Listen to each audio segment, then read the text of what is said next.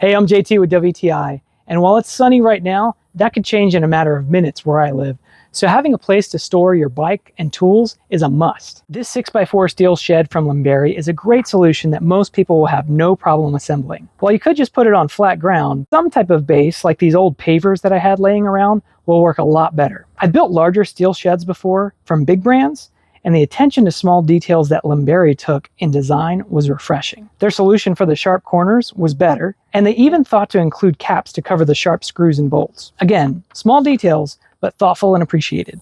I also decided to peel off the protective plastic on some of the panels. It's kind of like peeling off a bad sunburn, without the pain and regret. I admit, I was so excited to get it done, I skipped removing the plastic on some panels, and I'm okay with that. That it can be shipped halfway across the globe and have almost no wear is impressive. The latch to lock the doors in place was smooth, and it even has a place for a lock if you have bored delinquents or, I don't know, distrustful woodland creatures around your house. This was a great solution to get our kids' bikes and other toys out of my garage, so maybe one day I can pull my car in again. I like that the doors open out rather than sliding doors, and I also like how the doors have a mechanism to stay in place if you don't need them both open.